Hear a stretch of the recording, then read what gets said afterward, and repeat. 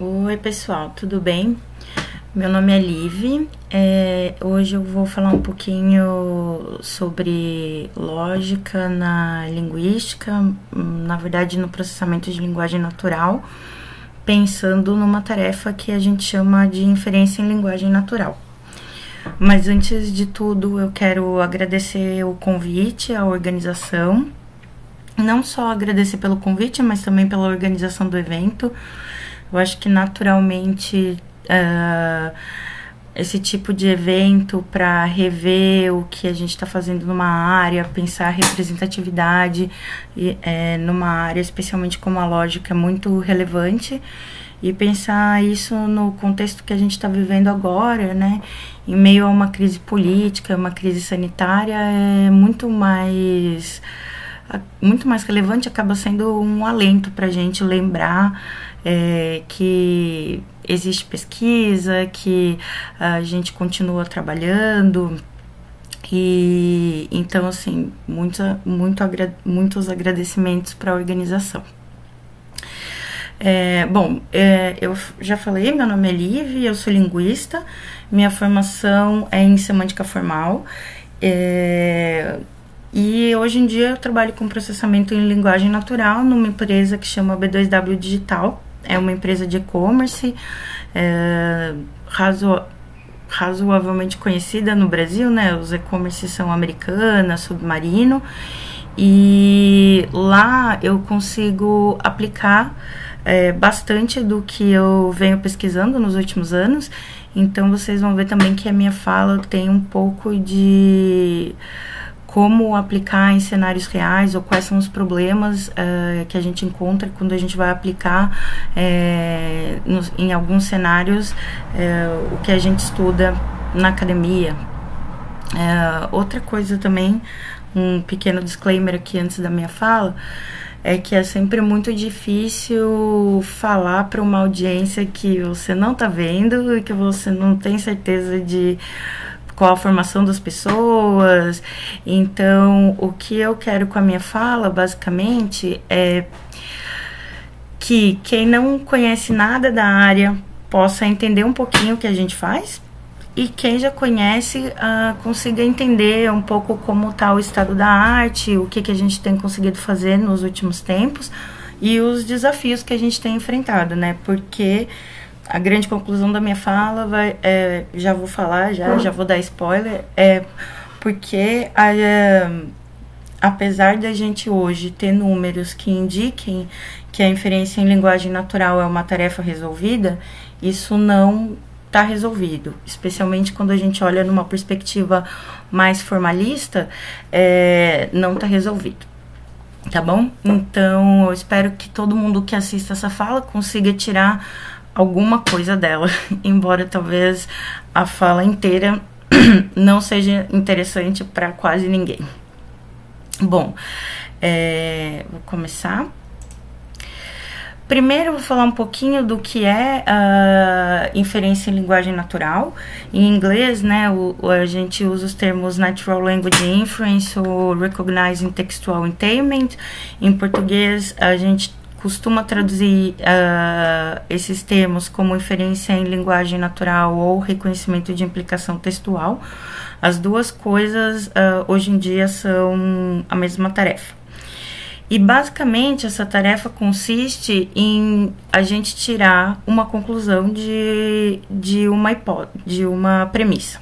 Então, por exemplo, se eu sei que um homem está dançando no telhado, eu posso afirmar que alguém está se mexendo. Então, não existe nenhum mundo possível em que um homem está dançando no telhado não implique, na verdade, de que alguém está se mexendo. Essa tarefa é interessante porque a gente considera ela a essência do raciocínio semântico, né? O Cooper vai definir a importância dessa tarefa porque a inferência não é só a manifestação central da competência semântica, mas ela é o que a constitui. Então, basicamente, assim, para a gente entender que a gente tem competência semântica, que a gente consegue raciocinar, a tarefa mais básica é poder fazer esse tipo de inferência.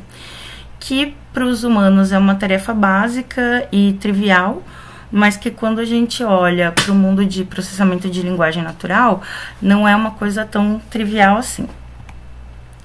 Quando a gente fala de tarefa básica, eu vou aqui trazer então 3 exemplos que devem ser muito fáceis para os seres humanos conseguirem classificar. Então, do primeiro par, um grupo de meninos está brincando em um quintal e um homem velho está parado ao fundo. E crianças brincam e tem um idoso atrás. Em todo mundo em que um é verdade, 2 também é verdade. Então, a gente vai dizer que isso é um acarretamento. Eu vou chamar aqui de acarretamento sem entrar muito na discussão de acarretamento lógico dentro da linguística. Se um é verdade, 2 é verdade. Já no segundo par, uma pessoa está fazendo truques em uma moto em alta velocidade e ninguém está andando de motocicleta. Não existe nenhum mundo possível em que essas 2 sentenças sejam verdades ao mesmo tempo. Então, elas são consideradas uma contradição. Se uma pessoa está fazendo truques numa moto, é impossível que ninguém esteja andando de motocicleta. Depois, o último par, 2 pessoas estão lutando, kickboxing, espectadores estão assistindo, e 2 mulheres estão em uma competição de kickboxing. Apesar das 2 sentenças falarem do mesmo tema e da gente ter aí a referência de que são 2 pessoas e 2 mulheres, as 2 sentenças podem ser verdades ao mesmo tempo, mas elas não necessariamente são.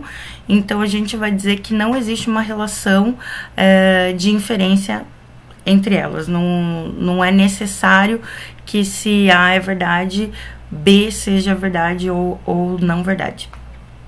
Então, isso é muito simples e isso é uma coisa que seres humanos, numa idade bem jovem, conseguem fazer sem grandes problemas. Quando a gente vai olhar para a definição de inferência em linguística, eu peguei aqui a definição do dicionário Oxford, a gente vai ver que inferência é qualquer conclusão a que se chega a partir de um conjunto de preposições. Isso inclui coisas que se seguem logicamente, como implicação e acarretamento, mas também inclui coisas que não se seguem logicamente, mas que são implicadas seguindo o senso comum, que a gente vai chamar de implicatura conversacional. Então, a gente tem um problema óbvio na definição do problema, que é se a gente vai olhar para a inferência em linguagem natural, pensando em lidar apenas com relações lógicas, ou também cobrir o senso comum, né? Se a gente decidir cobrir o senso comum, a gente vai ter que começar a tomar decisões sobre pares de sentenças como esse que está no slide. Nesse fim de semana, em Paranaguá, choveu o tempo todo. Eu aproveitei esse fim de semana em Paranaguá e tomei sol. Se a gente for pensar que a gente quer lidar só com relações lógicas, não existe uma relação necessária entre essas 2 sentenças. Mas se eu for apelar para o senso comum, talvez eu possa concluir que se choveu o tempo todo, eu não posso ter tomado sol. Então, quando a gente decide qual é a natureza do fenômeno que a gente quer trabalhar, se a gente quer olhar para a inferência e considerar que o senso comum também é uma coisa a ser levada em consideração, o que a gente vai conseguir classificar com certeza, quando a gente olha para esses pares de sentenças, é muito difícil, né? Fica muito difícil a gente decidir o que é o senso comum. Alguém pode muito bem falar, por exemplo, choveu o tempo todo, mas teve uns 15 minutos que não choveu e aí eu aproveitei, nossa, tomei muito sol, voltei até queimada. Então, é completamente possível que dentro do senso comum essas frases sejam consideradas ou neutras ou contradições, tá? O problema, ele pode piorar, sempre pode piorar. Então, aqui na Enciclopédia de Termos Lógicos e Filosóficos do Branquinho, a gente vai ver, pelo menos quando a gente vai ler sobre contradição, a gente vai ver que ele diz que existe pelo menos 3 tipos de sentenças dentro desse mundo da contradição. Que o primeiro tipo são as sentenças contraditórias, que são sentenças que não podem ser verdade ao mesmo tempo. Então, Deus existe e Deus não existe. Ou é uma ou é outra. Sentenças que são contrárias, que são proposições que não podem ser ao mesmo tempo verdade, mas podem ser ao mesmo tempo falsas. Então, Fernando Pessoa nasceu na Póvoa de Santa Iria e Fernando Pessoa nasceu na Cruz de Pau.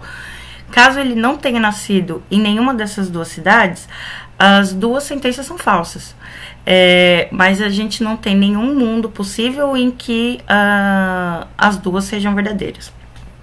Por fim, a gente tem as sentenças subcontrárias, que são as que não podem ser ambas falsas, mas podem ser ambas verdadeiras. Então, por exemplo, alguns portugueses são poetas e alguns portugueses não são poetas. As sentenças são muito parecidas, né? Só tem mesmo a negação de diferente, e mesmo assim, a gente não pode dizer que uma contradiz a outra, né? Bom, quando a gente olha essa tarefa dentro do contexto de processamento de linguagem natural, as opiniões dos grupos que trabalham com isso são bastante diversas, né? A Anne Zinen, em 2005, ela vai falar que é necessário a gente diferenciar tipos de inferência. Conhecimento linguístico, que a gente pode chamar conhecimento linguístico de lógico, versus conhecimento de mundo. Então, eu não preciso dar o mesmo tratamento para as sentenças, os primeiros exemplos que eu mostrei, para o exemplo de Paranaguá, né? São formas de raciocinar diferentes, são sistemas de processamento de linguagem que devem tratar essas sentenças de forma diferente também. O Chris Manning, né, um dos caras mais importantes aí do PLN, ele vai falar que não, que a gente tem que olhar para o julgamento humano padrão, que pessoas cuidadosas, moderadamente inteligentes, e o que é o julgamento dessas pessoas que me importa, e não um julgamento de semanticistas ou outros acadêmicos que tenham background nesse tipo de questão e que raciocinam de forma diferente do não especialista sobre esse problema. Aí, mais pra frente, ainda numa resposta ao Manning, o Kraut vai falar, bom, diferentes backgrounds e diferentes situações comunicativas fazem com que as pessoas tenham diferentes avaliações. Então, até mesmo a mesma pessoa, em diferentes situações comunicativas, vai pensar que, às vezes, uma sentença decorre da outra e, às vezes, não. Então, como atingir, né, esse senso comum e como atingir esse julgamento humano padrão? O que o PLN... Eu vou falar PLN assim como um todo, mas é claro que existem grupos que estão preocupados em separar esse tipo de conhecimento e tal. Mas o que no geral, hoje em dia, na área é feito? É feita uma simplificação da tarefa. Então, por exemplo, as diferenças, as nuances do que dos diferentes tipos de contradição, ou as nuances do que é uma implicatura conversacional, ou do que é um acarretamento, não importam, né? A gente vai trabalhar com 3 tipos de classificação, que é acarretamento, neutro e contradição, independente dos detalhes de cada um desses 3 tipos de relação. E essa simplificação da tarefa, ela é muito ligada à aplicação da tarefa. O PLN, ele, especialmente o PLN aplicado, o PLN no mercado, ele é muito voltado para que eu vou usar isso? Quais são as aplicações que eu vou fazer? E a gente vai ver daqui a pouco que muitas das aplicações realmente não precisam de uma rigidez do sistema, uma rigidez lógico-semântica muito forte. Outra coisa também que hoje em dia dentro do PLN é uma prática, é que a gente tem lidado com grandes conjuntos de dados anotados ou criados por não especialistas. Então, se antes, até mesmo na linguística, a gente tinha o mainstream, digamos assim, a maioria dos estudiosos lidavam com conjuntos de dados que representavam algum fenômeno a ser estudado restrito e, digamos, complexo. Hoje em dia, o que a gente tem são grandes conjuntos de dados que foram pessoas não especialistas, né? A gente pode chamar de leigo, mas, digamos, não especialistas ou em lógica, ou em semântica, ou em linguística, que vão gerar esses dados, e a expectativa é conseguir captar o senso comum do humano normal, do humano médio, através desses datasets, desses conjuntos. Vamos falar um pouquinho sobre isso. As aplicações que a gente vê hoje em dia dentro do PLN para essa tarefa de inferência são, por exemplo, respostas a perguntas, sumarização automática, extração de informação e a avaliação de sistemas de raciocínio automático. Então, vamos dizer, um exemplo. Eu estou fazendo uma FAQ, um sistema de respostas a perguntas. Caso o que eu esteja respondendo para o usuário final não seja uma resposta perfeita, tudo bem, ninguém vai morrer por causa disso. O que vai acontecer é que o usuário vai tentar fazer a pergunta de uma outra forma, ou ele vai reclamar, ele vai ter uma experiência ruim. Mas essas aplicações, no geral, claro que a gente pode pensar que existem aplicações no meio jurídico ou no meio da medicina, e que daí realmente a gente precisa ter um sistema lógico por trás muito mais regrado. Mas para a maioria das aplicações de mercado do PLN hoje, a gente não precisa ser tão restrito. É muito mais conveniente tentar pegar esse senso comum que paira entre os usuários, tá? Então, eu acredito que o fato do PLN ser bastante voltado para aplicações práticas faz com que a área tenha se afastado um pouco do que a gente chama de inferência dentro de outras áreas formais. Falando um pouquinho agora desses conjuntos de dados, que a gente pode chamar de dataset, a gente pode chamar de corpus, corpora.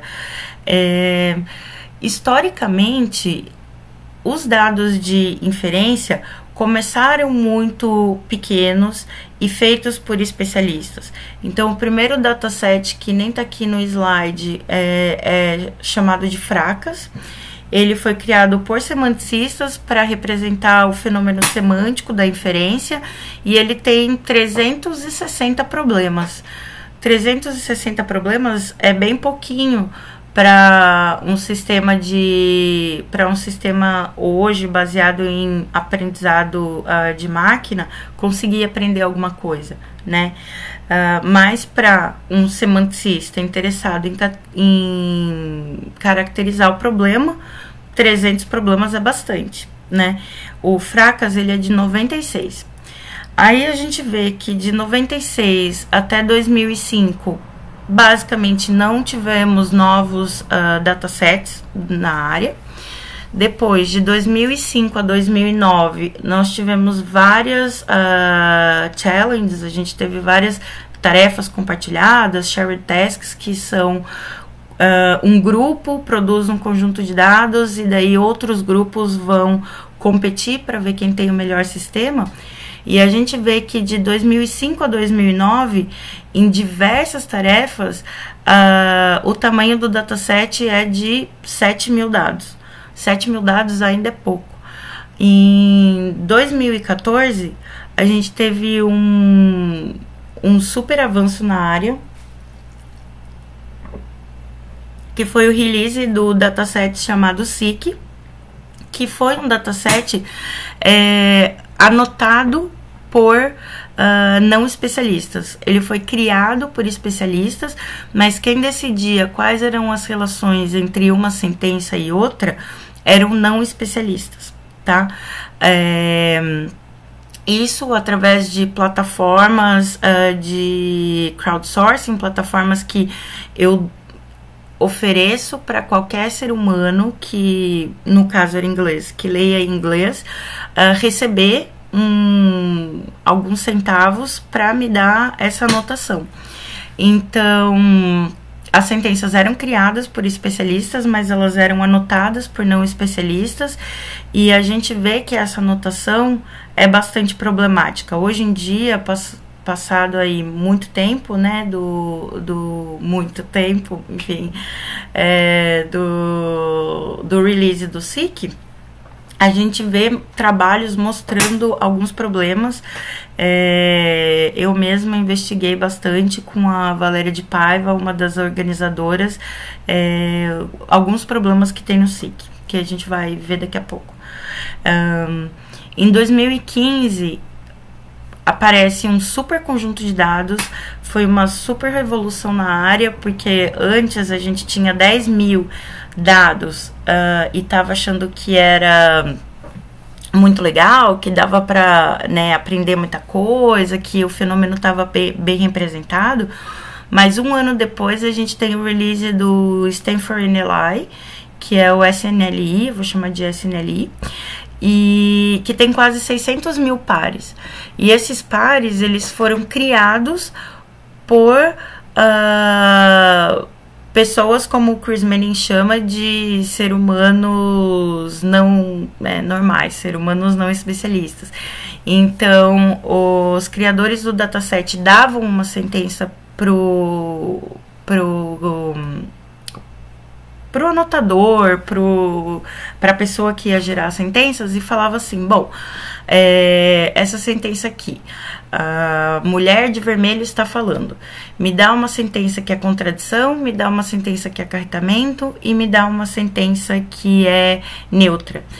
Então, esse dataset é muito bacana, porque ele é enorme, dá para fazer bastante coisa nele, mas ele também tem vários vieses, né? Por exemplo, um dos vieses é que muitas contradições geradas são, por exemplo, a mulher está dormindo, porque se a mulher de vermelho está falando, ela não pode estar dormindo ao mesmo tempo.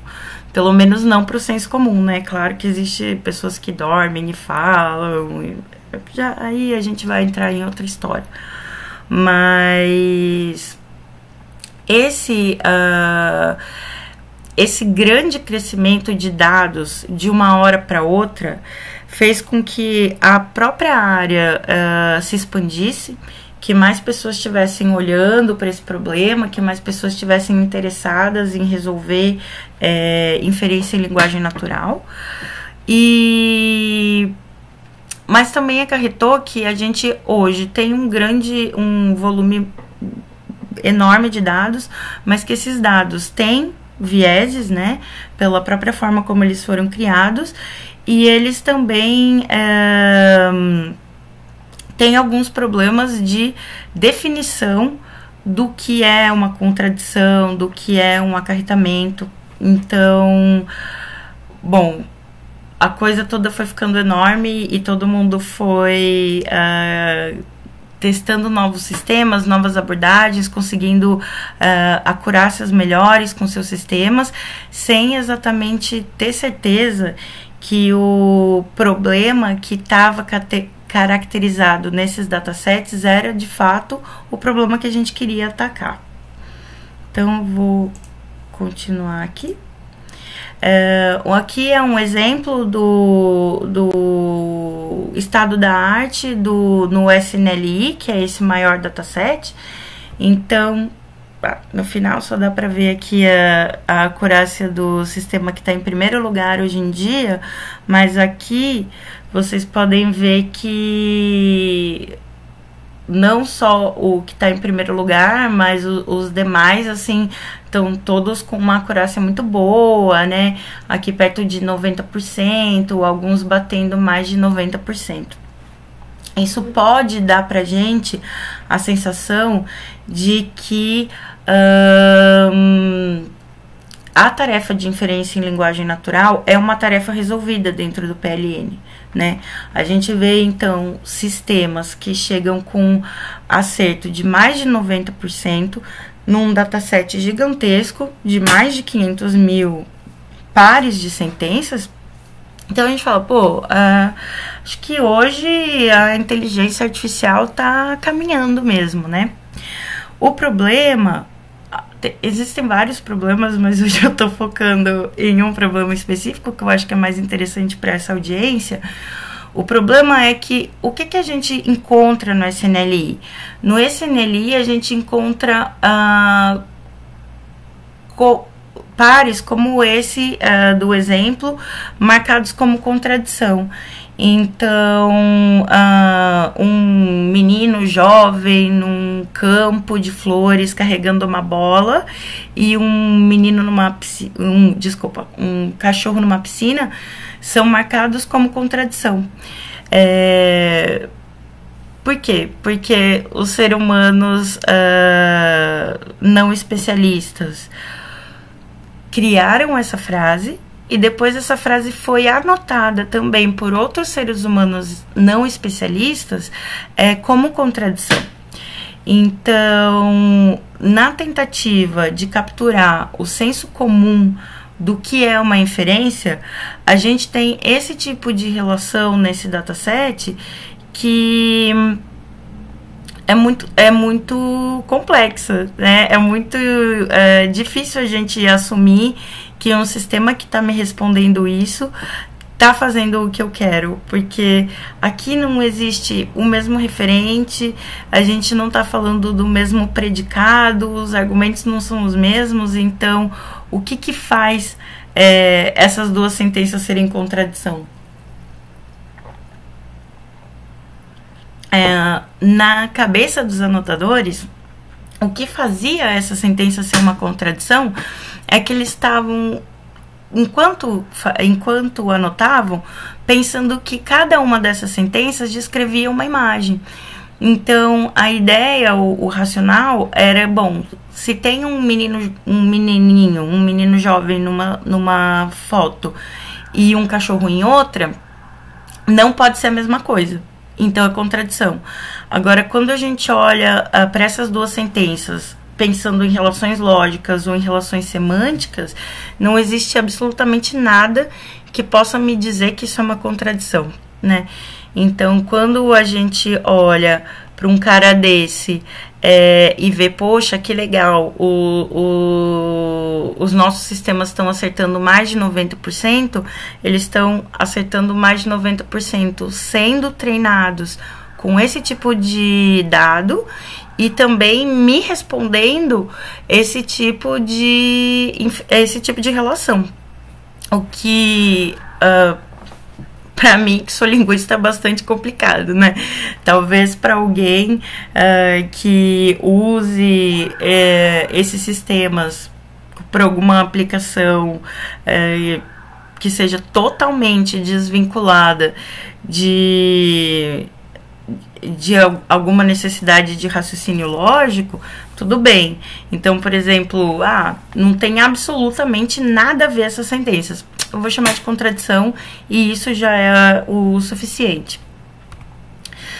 Bom, a gente está chegando no final da minha fala e eu queria só, então, ressaltar alguns desafios gerais que a área tem hoje em dia. Então, um desafio é como que a gente vai fazer o design do corpus para capturar esse fenômeno da inferência. Com certeza, a comunidade, apesar da comunidade estar animada porque os números, os estados da arte, os sistemas estão acertando mais nos datasets atuais, hoje em dia existem muitos trabalhos que mostram que essas avaliações e essas métricas altas não significam que os nossos sistemas estão sendo capazes de raciocinar, né? Eles estão aprendendo generalizações que não são as generalizações que os seres humanos necessariamente fazem e também não são generalizações que a gente conseguiria tratar num sistema lógico.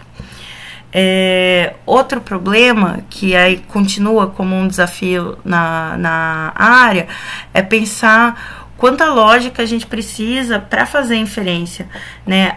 Decidir se os nossos sistemas têm que ser baseados em regras, se os nossos sistemas têm que ser baseados em aprendizado de máquina, se eles têm que ser híbridos. Então, existe um tipo de inferência que eu vou resolver com regra e tem um tipo com sistemas simbólicos, na verdade, ou se existe outros tipos de problema que eu vou resolver com aprendizado de máquina. O futuro dessa área, eu vou dizer que é tão incerto quanto promissor. Eu digo que ele é promissor porque a tarefa é uma tarefa muito interessante, ela é uma tarefa de base com aplicação no mundo real. Então isso traz cientistas, engenheiros, gente de tudo, tudo quanto é área para estar interessado. A gente tem muita gente do meio acadêmico trabalhando sobre isso, mas a gente também tem muita gente do meio de empresa trabalhando sobre isso por causa das aplicações na vida real. Então, é um problema que ainda vai estar posto aí por alguns anos. E de uma certa forma, a comunidade agora percebeu que a gente tem que voltar a uma pergunta que é anterior até à própria tarefa, que é qual fenômeno a gente quer caracterizar, né? A gente quer olhar para relações lógicas e depois poder explicar o que a gente está falando, o que o nosso sistema está respondendo, ou a gente quer tentar consumir o maior número de dados possíveis, de maior número de seres humanos possíveis, com o maior número de backgrounds possíveis, que anotaram de dia, que anotaram de noite, que a mesma pessoa refez várias vezes, para tentar ter uma percepção, um cheiro do que é o senso comum, né? Ainda permanece e não sabemos se algum dia vai de fato ser bem resolvido, né? Como que a gente vai formalizar esse senso comum? Pensando em PLN propriamente dito e na minha área, que é design de corpora, ainda fica também a questão de qual o melhor design para esses dados. Como que eu vou gerar esses dados? É melhor usar um especialista? É melhor ter um dataset pequeno que caracterize a tarefa? Ou é melhor ter uma coisa grande para poder de fato treinar um sistema?